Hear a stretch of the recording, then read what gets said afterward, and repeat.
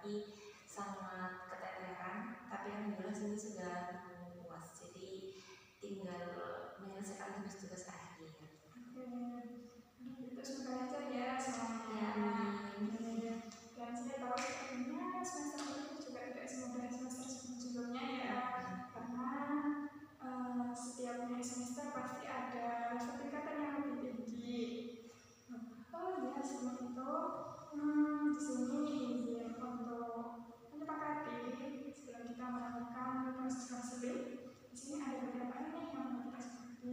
Oh ya, di sini kan saya membawa berkas, jadi mohon izin ya ke Mbak Andina kalau misalnya saya membawa beberapa catatan. Kalau misalnya mungkin merasa terganggu, nanti bisa disampaikan saja, gitu ya.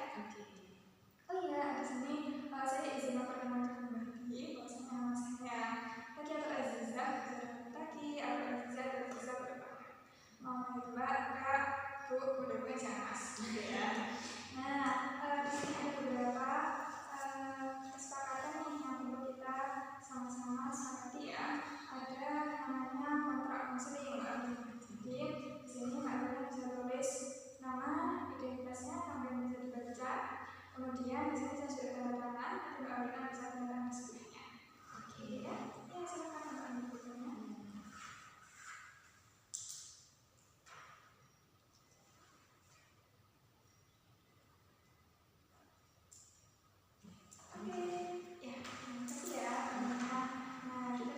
Sama-sama mengulas kembali apa aja sih yang ada dalam surat persetujuan ini.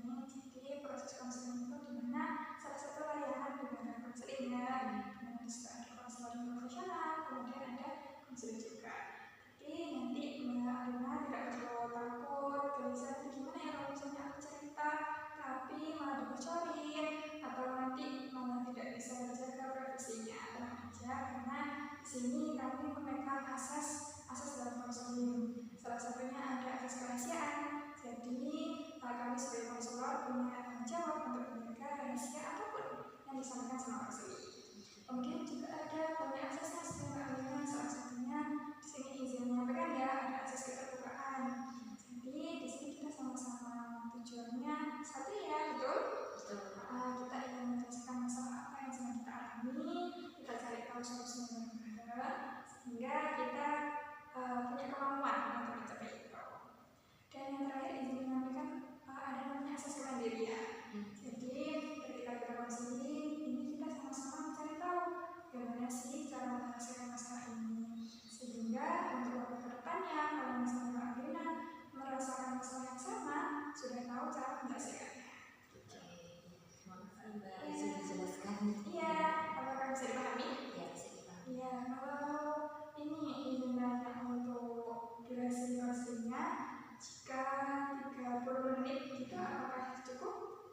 Cukup sepertinya. Cukup, kalau gitu di sini Mbak Andina santai aja, boleh menyampaikan apapun yang mau disampaikan, pastinya mungkin ada kesibukan Mbak Andina sebagai mahasiswa ataupun sebagai anak kos atau sebagai apa ya seseorang dari Mbak Andina mungkin yang punya teman banyak atau bersosial dengan orang lain.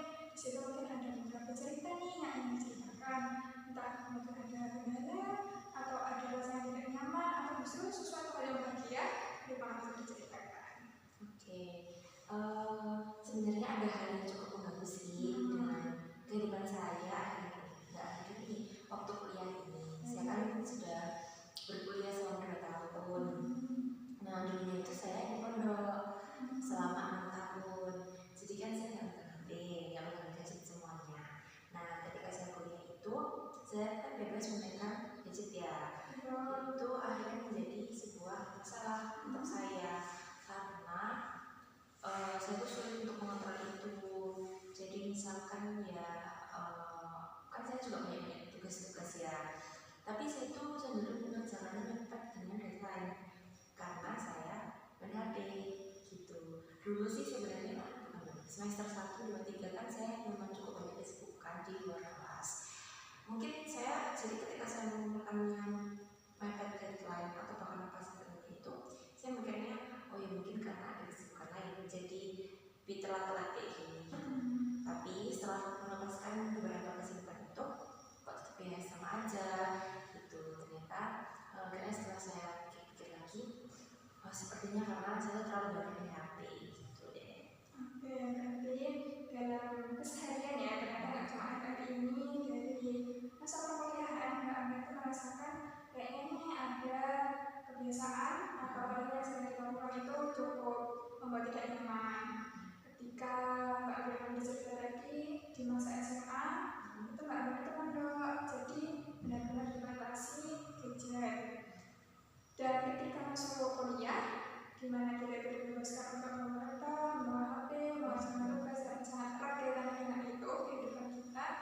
akhirnya sering deh kita itu berhubungan dengan hidup ini. Dan ternyata setelah menjalani kewajiban sebagai mahasiswa itu mengerjakan tugas, kemudian ada deadline-deadline yang perlu dikerjakan, dan mungkin tidak jarang ada tugas yang mendadak gitu ya dari dosen. Akhirnya itu mempengaruhi bagaimana Mbak Ana melakukan tugas tersebut. Dan kalau boleh tahu kira-kira apakah itu sering banget Mbak Ana melakukan itu, atau selalu, atau kadang-kadang, atau kadang itu ada beberapa kondisi Mbak Ana itu tidak merasakan hal itu, atau gimana? Iya, mungkin pernah sih tidak merasakan hal itu, tapi sangat jarang, bahkan mungkin hanya 1 kali ya kalau saya itu pun karena memang pas kebetulan saya itu suka sama tugasnya, bukan suka sih ya, menarik gitu lah, menarik, dan saya ingin kayak menyelesaikan sesuatu tugas itu. Jadi misalkan tugas apa ya yang menurut saya itu menarik, kayak bikin artikel gitu, tapi itu juga cuma 1 kali doang sih dari beberapa jadi saya tanpa gangguan. Sebenarnya kalau saya udah mulai membuka laptop dan mengerjakan itu, saya nggak distraksi, memang jarang distraksi, tapi untuk memulainya itu saya sangat susah sekali. Untuk membuka itu sangat susah, saya sudah menaruh laptop itu di dekat saya pun itu masih susah, jadi saya tetap HP terus saya mikirnya kok nanti jam 10 dia dikerjain misalnya gitu, tapi ya jam 10 lewat gak terasa kayak. Dan saya tuh selalu menyepelekan gitu loh, kayak misalkan deadline-nya hari ini jam 12 nanti, saya mikir oh masih lama jam 12 gitu, jadinya jam 7 sebelum ngerjain, padahal saya nggak tahu keseluruhan tugasnya kayak gimana. Dan baru ketika saya mulai mengerjakan, terus wah dia susah juga nih tugasnya.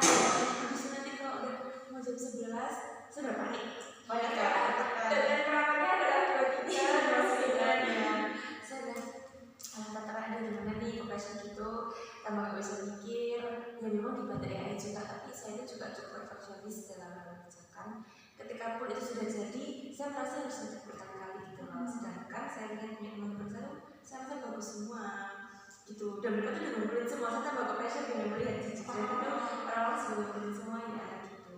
Nah tapi dengan adanya tekanan-tekanan itu, saya pun juga akhirnya mulai lagi hal yang sama.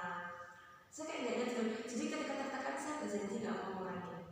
Tapi pada saat itu saja. Iya, pada saat itu bisa lebih awal, bahkan sampai nanti menyelesaikan tugas hamil 1 deadline-nya. Saya sudah pikir itu, dan ketika saya praktek itu iya beberapa kali itu berhasil. Karena biasanya gini sih, kenapa kok itu bisa berhasil? Karena kan saya punya target. Terus juga saya tahu nih, oh hari Senin itu ada acara yang mengharuskan saya tuh full di luar, jadinya harus selesai hari Minggu tugasnya. Gitu, ada yang kayak gitu juga. Tapi kalau pas nggak ada apa-apa, nggak ada kegiatan di luar, ya saya akan cenderung menyepelekan gitu. Oke, tadi Mbak Ana juga menyampaikan ya, sebenarnya yang saya rasakan ini tuh juga tutornya seperti menunda-nunda.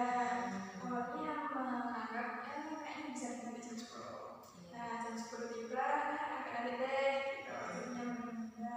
Dan juga faktor pressure ketika melihat teman-teman itu sudah mengumpulkan dan kualitasnya itu bagus. Itu kan kita sudah bisa melihat ya, ternyata apa yang kita sama Aluna itu sebenarnya enak. Nah sekarang kita sama-sama petakan ya, bahwasanya di kehidupan ini manusia dan masalah itu suatu hal yang berbeda. Jadi kita pahami bahwasanya Mbak Adina dan masalah yang mungkin sedang mengganggu Mbak Adina itu suatu hal yang berbeda. Bukan berarti Mbak Adina yang bermasalah, bukan. Tapi adalah bagaimana masalah itu mempengaruhi Mbak Adina. Gitu. Karena itu biar semakin terjelas nih bahwasanya itu suatu hal yang berbeda. Gimana kalau kita kasih nama masalahnya? Misalnya kalau masih agak bingung ya gimana ini maksudnya dikasih nama masalahnya. Misalnya saya lagi mengalami kesulitan untuk menghadapi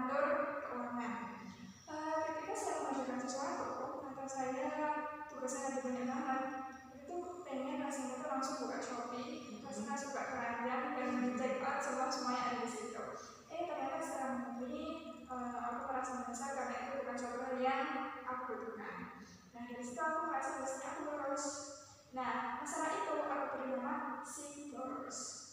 Itu contohnya seperti itu. Atau saya kasih contoh lagi, misalnya ketika saya maju di depan kelas, saya merasa gemetar. Saya merasa malu karena semua mata yang ada di kelas itu tertuju pada saya. Akhirnya secara natural atau nggak tahu datangnya itu dari mana, gemetar, dingin, terus suaranya juga gemetar suaranya juga.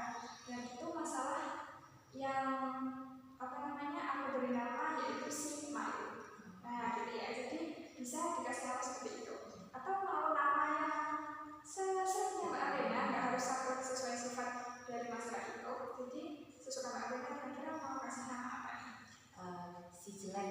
Kayaknya lucu ya. Oke, terima kasih Mbak Arena karena sudah memberi nama masalah ini.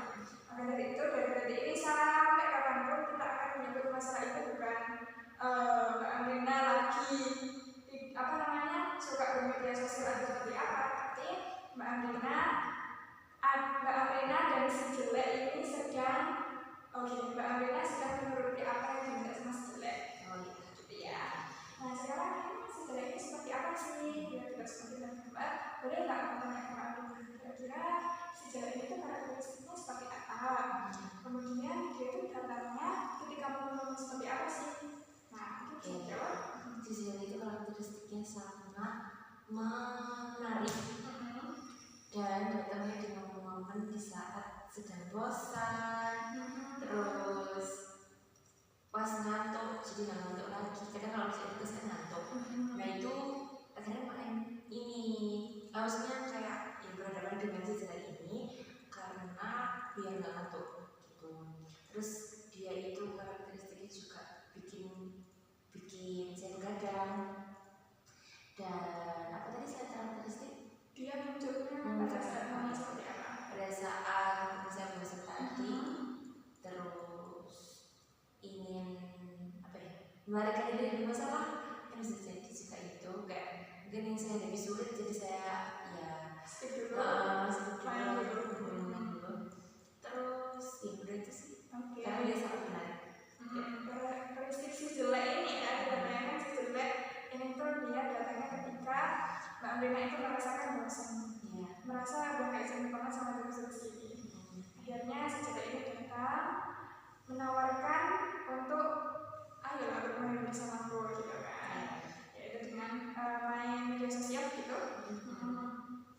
Terus akhirnya karakteristiknya ya, jadi datang ketika jenuh, ketika sudah bosan sama tugas, kemudian ketika ngantuk.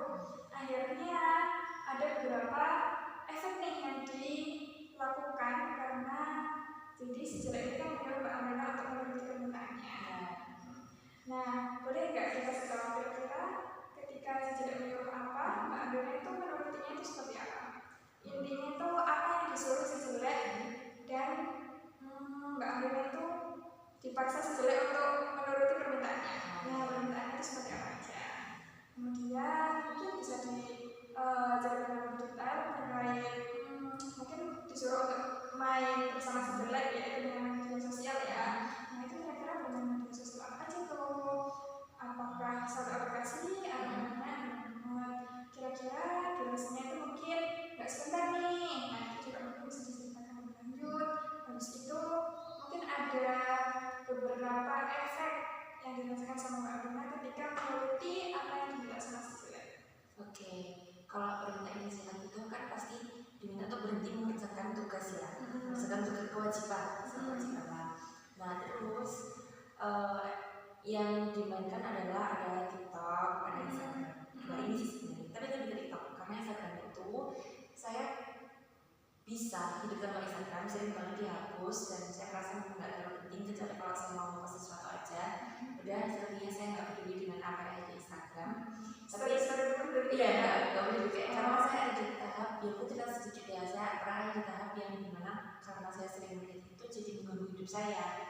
Jadi kadang saya juga merasa tertinggal itu karena saya melihat Instagram gitu. Dan memang kalau waktu dulu orang-orang bilang itu toksik saya nggak percaya, tapi terus setelah saya merasakan dampaknya, oh iya berarti memang benar. Karena nggak sekali dua kali saya itu merasa jatuh karena dari Instagram ya berkali-kali gitu.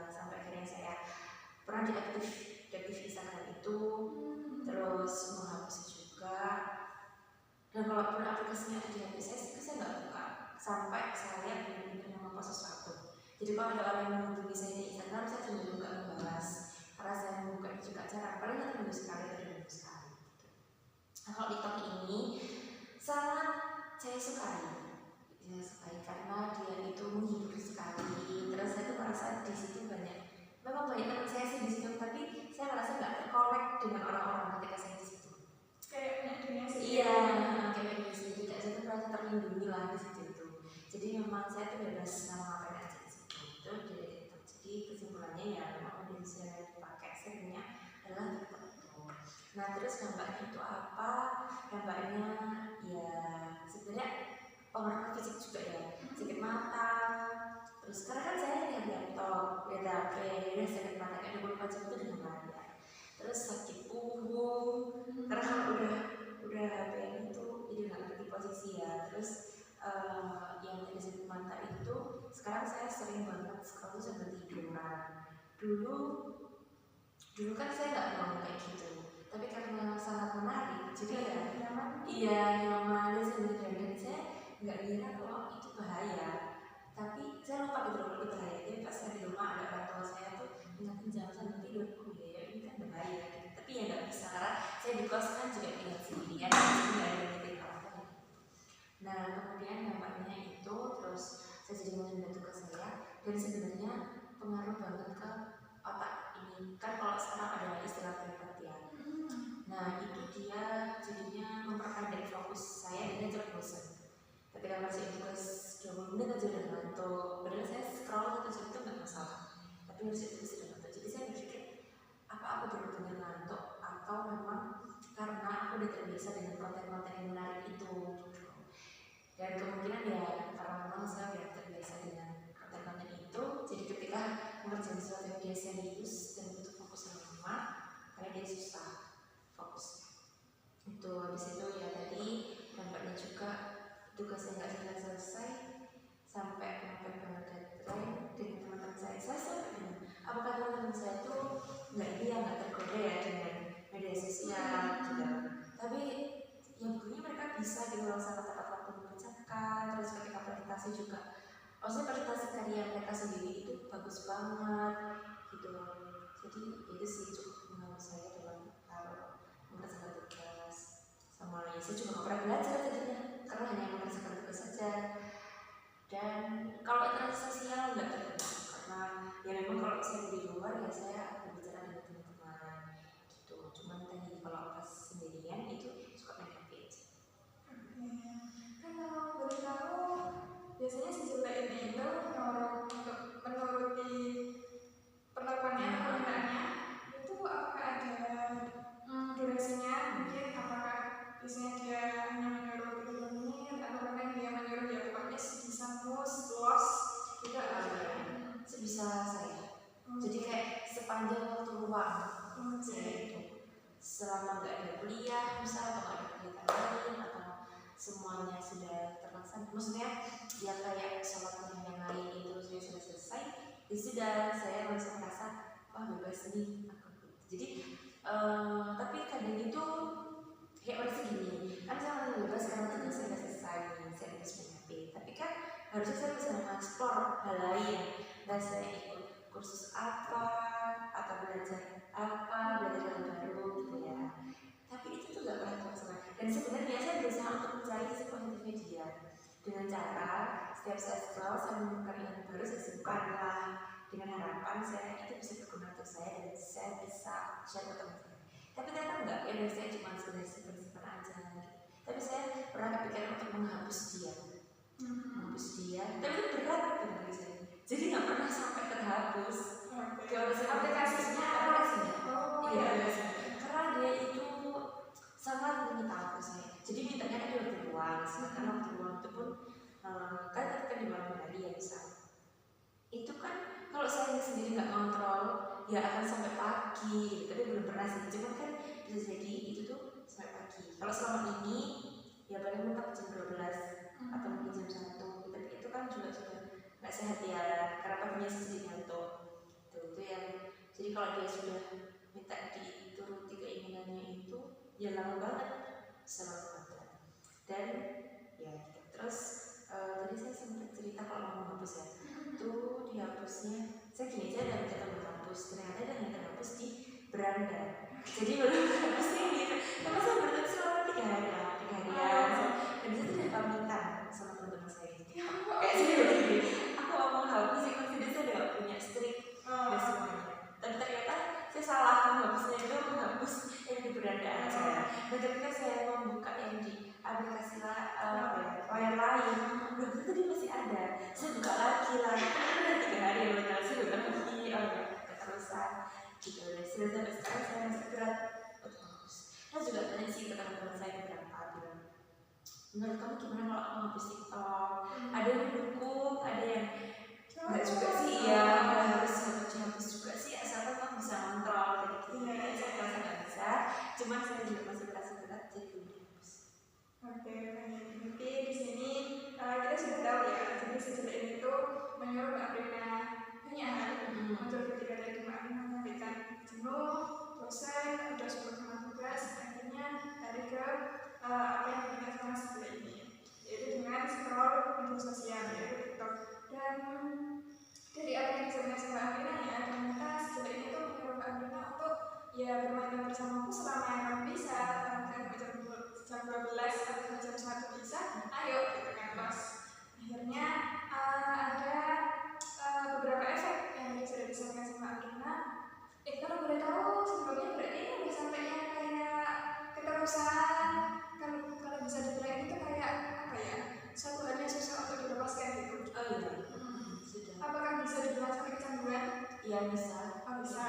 Oke, berarti ini suatu hal yang biasanya agak susah gitu ya untuk dilepaskan. Tetapi kalau kita bisa melihat efek dari ketika Mbak Brina mengiyakan apa yang diminta sama sejelek, jadi Mbak Brina menyampaikan ada beberapa efek nih. Yang pertama dari fisiknya, sakit, punggung sakit, habis itu kalau misalnya sampai begadang, itu akhirnya ngantuk dan tidak fresh besoknya. Begitu juga dengan perkara ini otak kita, sampai ngerasa ini kayaknya udah berat karena fokus itu sudah agak lama, nggak bisa bertahan, ngerjain tugas dokumen aja udah capek, sedangkan scroll berjam-jam itu ya gas terus. Akhirnya merasa bahwasanya kinerja otak itu tidak sebagus sebelumnya. Kemudian udah ya dua itu aja. Nah kalau kita melihat dua efek ini, kira-kira apakah perasaan yang dirasakan Mbak Brina ketika merasakan efek itu? Entah tadi yang sakit fisik, atau merasa drop, atau merasa tidak bisa maksimal dalam mengerjakan tugas, atau ada kesempatan yang seharusnya bisa mengeksplor skill baru, akhirnya tidak bisa mendapatkan kesempatan itu karena memilih untuk meninggalkan sejelek. Nah, apa yang dirasakan Mbak Brina ketika merasakan efek itu?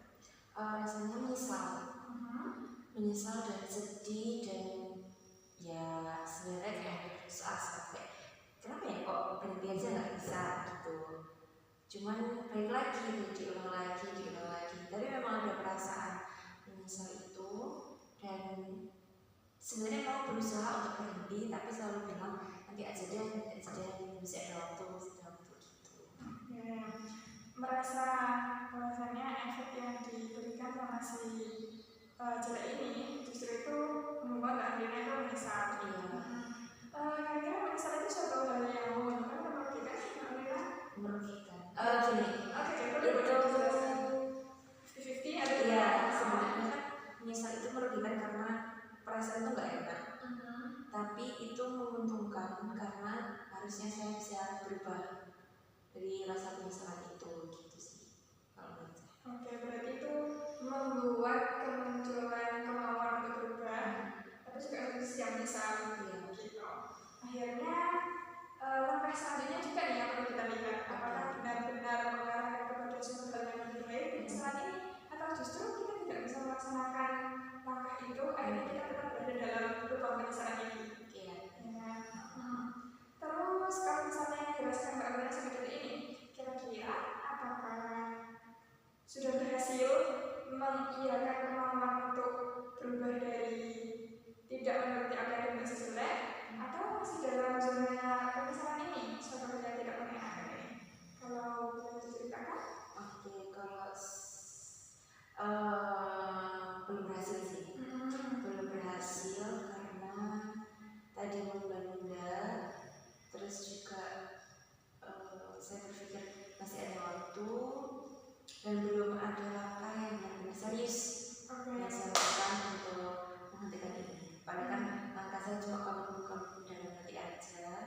ya sebenarnya ya sudah peduli dan lain sebagainya ya, tapi susah karena kalau pas mau tidur kan saya sampai ke HP juga, saya taruh HP-nya, saya berusaha tidur nggak bisa tidur, saya ambil lagi gitu, terus nggak lagi ambil lagi kayak gitu. Dan ketika bangun tidur juga harusnya kan saya nggak boleh HP langsung, tapi selalu tergoda untuk mengambil HP dengan alasan nanti biar aku semangat gitu, jadinya kayak menunda aktivitas yang lain.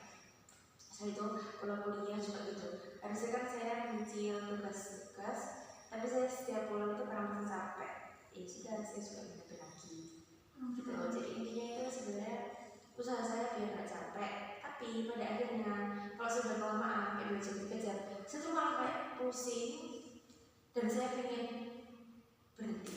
Ya saya taruh gitu loh ininya, karena saya pusing tambah nggak menyelesaikan masalahnya. Iya, gitu, dan saya keluar dari jam-jam. Tapi itu pas balik lagi, balik lagi. Pokoknya setiap perasaan saya itu sedang stabil, ya pasti saya akan buka lagi.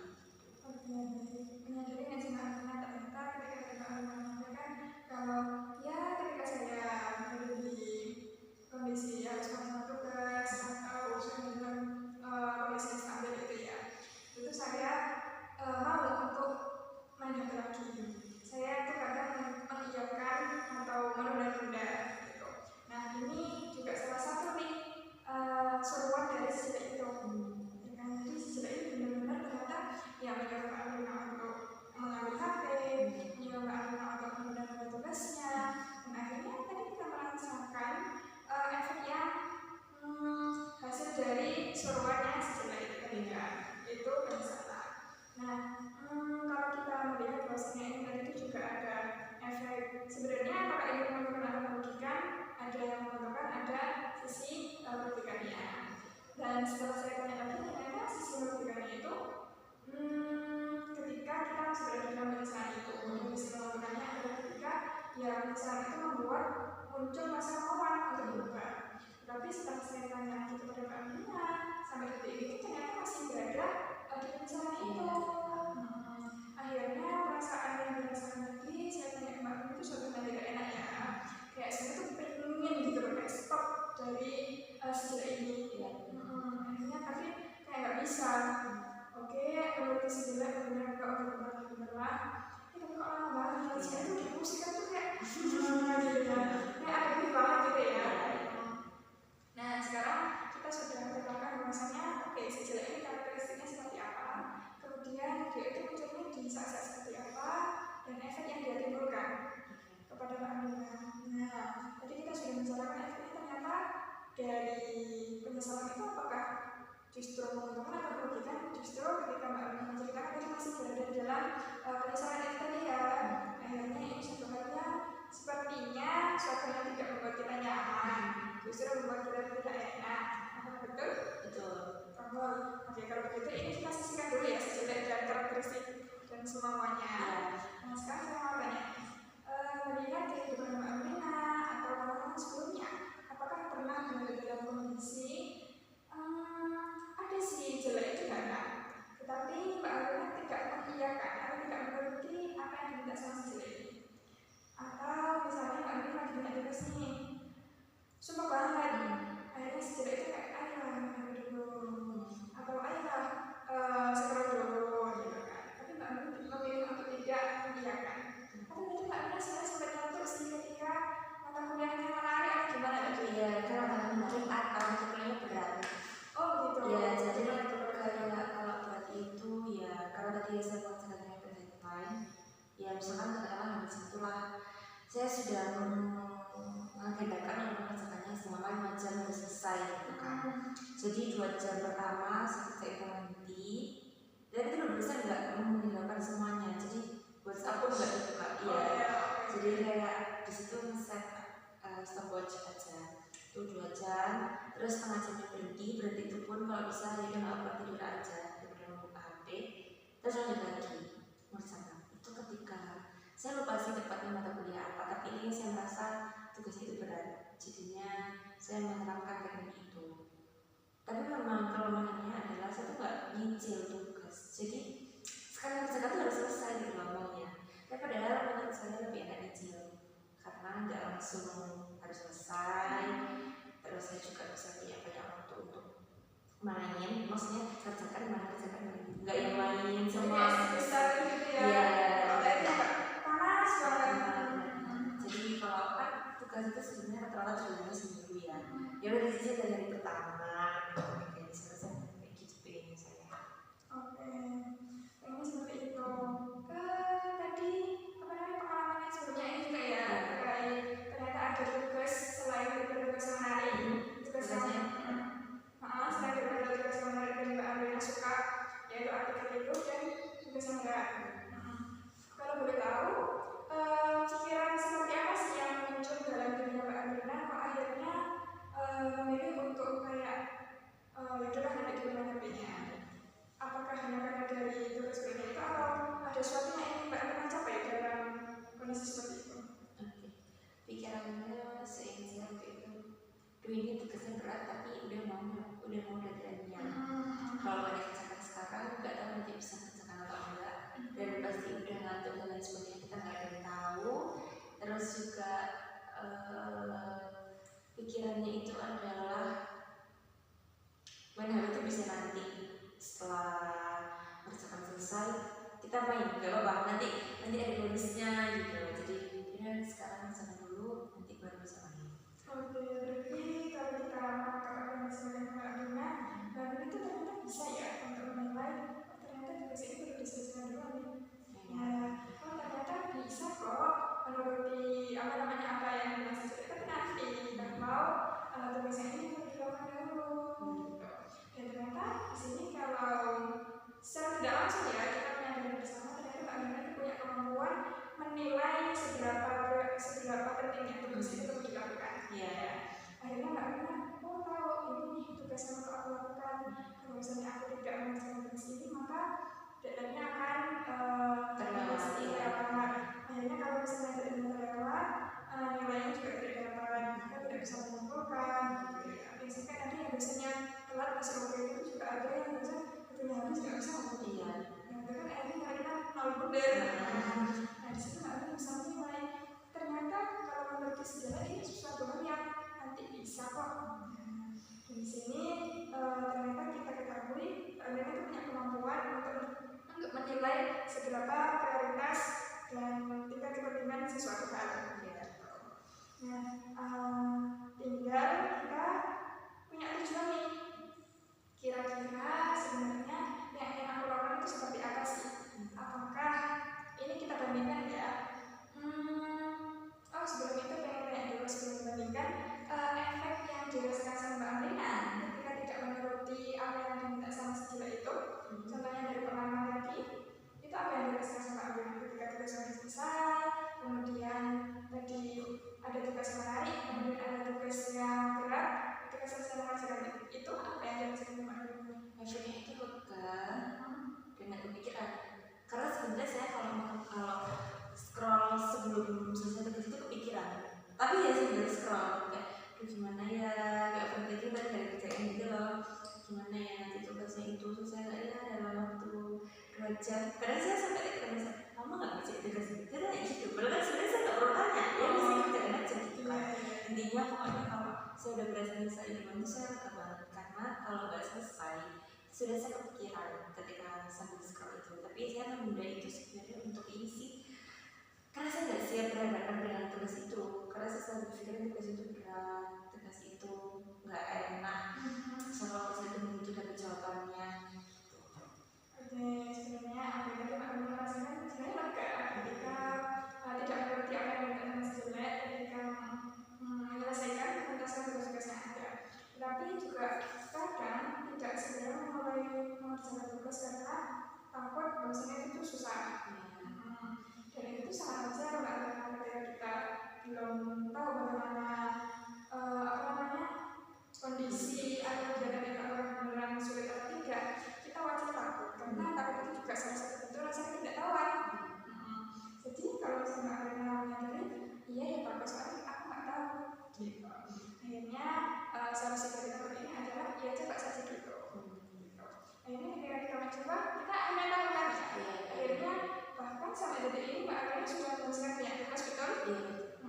Dan itu juga salah satu kemampuan yang dimiliki Mbak Rina, yaitu punya kemampuan dalam menyelesaikan tugas-tugas meskipun di awal itu merasa bahwa ini susah banget.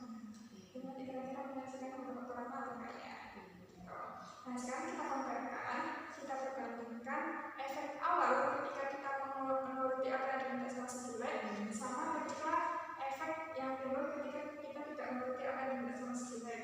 Ya kan? Tadi ketika kita menuruti, akhirnya kita menyesal, gak enak. Karena sampai detik ini tuh meskipun penyesalan itu ada, ya kayaknya ada keuntungannya deh, tapi sampai detik ini masih merasakan kerugian tersebut. Gitu. Kemudian kita katakan dengan efek ketika kita tidak mengiyakan apa yang diminta sama si jelek, yaitu lega, meskipun kita ada rasa takut, tapi iya ya, karena keberhasilan yang sudah aku lakukan. Betul? Nah dari dua efek ini kira-kira bagaimana menurut Mbak Rina? Kemudian apakah lebih cenderung ke yang satunya atau ke yang satunya? Nah, bagaimana menurut Mbak Rina? Ya kalau dari dua efek tadi ya, sama juga lega, yang tentunya saya sangat ingin lega gitu. Jadi nggak ingin menyesal terus-terusan, sudah capek dengan penyesalan dan pengennya itu lega. Terus juga saya sebenarnya saya punya keinginan untuk seperti itu, merubah kebiasaan ini, karena saya pikir kuliah itu gak lama ya, hanya 4 tahun. Dan kalau saya ngomong itu, saya tuh gak tahu loh kuliah mau jadi apa, karena saya belum punya cita-cita, saya belum terkenal mau jadi apa, dan gak ada yang menjamin kehidupan itu akan mudah ketika kita sudah lulus kan gitu. Jadi saya rasa kalau saya menemukan tugas yang sekedar formalitas aja ya itu tuh sangat menyia-nyiakan waktu gitu loh, menyia-nyiakan waktu saya. Jadi saya ingin merasakan lega terus, saya sudah merasakan tugas lebih awal. Oke, bagus sekali. Keren ya, apa yang bisa Mbak Rina pandangan terhadap kehidupan ini. Sebenarnya ini kuliah 4 tahun kan, apalagi kita sudah sekolah sekian tahun, 6 tahun, udah 6 tahun SD gitu ya, dan itu merasakan kayak udah sebesar ini. Dan kalau misalnya mengerjakan tugas itu hanyalah step-step yang perlu dilakukan saja hanya untuk lulus, ya kenapa nggak tinggal dilakukan aja gitu kan? Akhirnya keren sih, itu suatu hal yang menarik, suatu hal yang keren dan bisa ngajar ke orang-orang, dan tidak semua orang tuh bisa berpikir seperti itu. Akhirnya bisa memaknai langkah selanjutnya yang perlu dilakukan dengan Mbak Rina, begitu juga saya, itu apa? Akhirnya bisa terkait di situ.